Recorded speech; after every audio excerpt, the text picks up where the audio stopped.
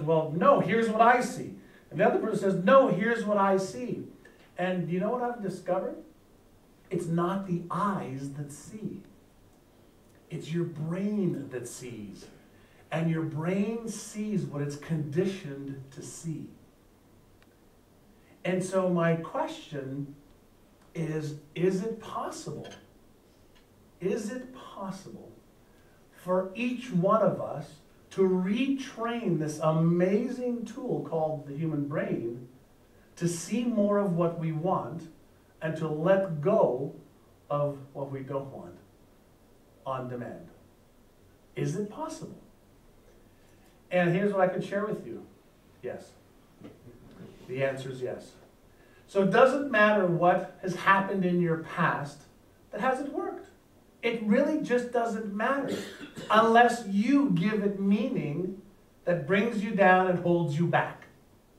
See, because it's the meaning that you give anything in your life that determines your feeling. Your feelings determine your thinking.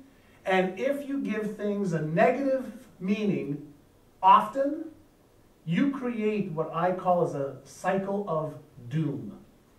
Because if you're feeling something negative that you're thinking, and you're thinking about something you're feeling, you start to recreate a pattern that over time just becomes normal.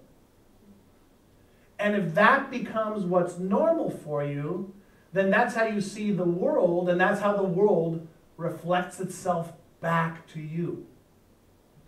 So for the last 10 years, I have been doing some pretty unique and amazing brain research on beliefs.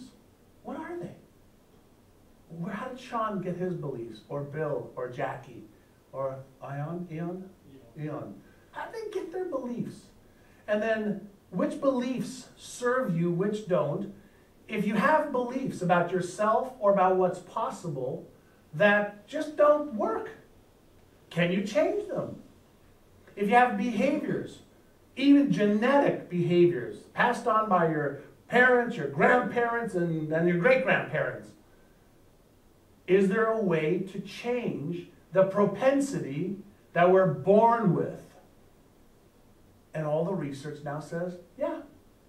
There's some research they've done where they take a rat, very smart rats, and they put them in the most difficult mazes that they can create.